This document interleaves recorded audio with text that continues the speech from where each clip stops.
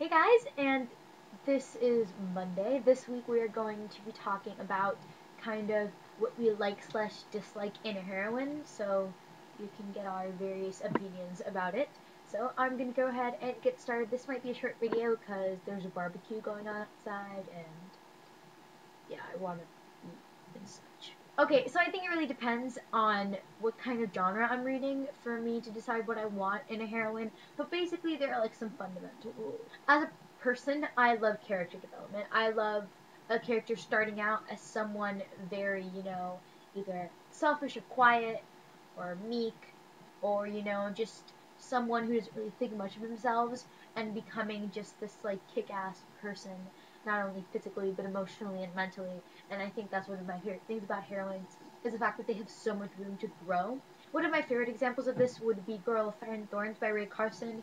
The main character, Elise, starts out as this really, really like low self-esteem girl who doesn't really know how to voice her opinion, doesn't really know what she's doing, and by the end of the novel, she is this strong, brave, totally kick-ass person.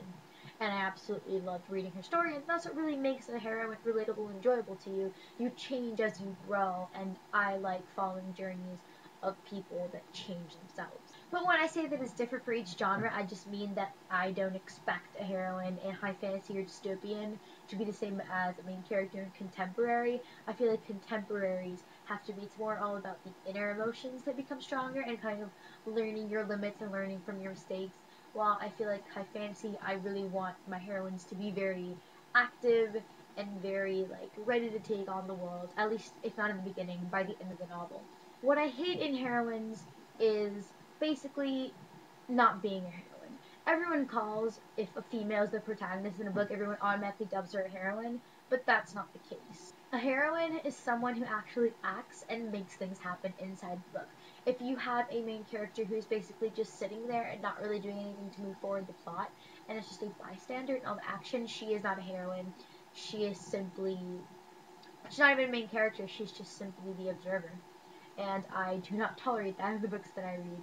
I want heroines who make things happen, who make decisions, and I really don't like when people think that a character should just make all the right decisions, and I've seen people who get really, really angry when characters make bad decisions and make mistakes, and I want my heroines to make mistakes. I want them to make bad decisions. I want them to be selfish and not want to sacrifice things that people just expect them to sacrifice inside books.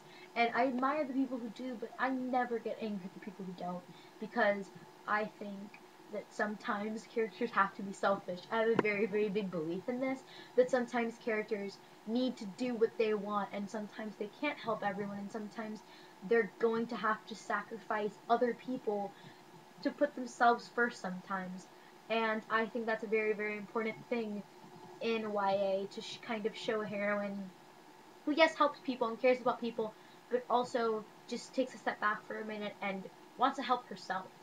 And that is kind of what I like to see. And maybe it was a really, really bad decision and they regret it and they're going to do something about it.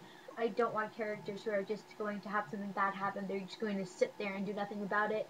I like characters that start fights and fight for their freedom and for their people and for themselves and for the people around them. And I just don't like characters that sit around and whine and complain about how difficult their lives are without even wanting to do anything about it. And I want them to be terrified and afraid and alone, but still persevere no matter what, even when they're having their downtimes. But all in all, I just don't want characters that aren't going to do anything for the plot, because they aren't heroines. They're just mere tools to convey the story with, and it's not even their story if they're not doing anything about it, and you should probably change the point of view. Everything I have for you guys. I am being called, so I will see you guys next week. Bye!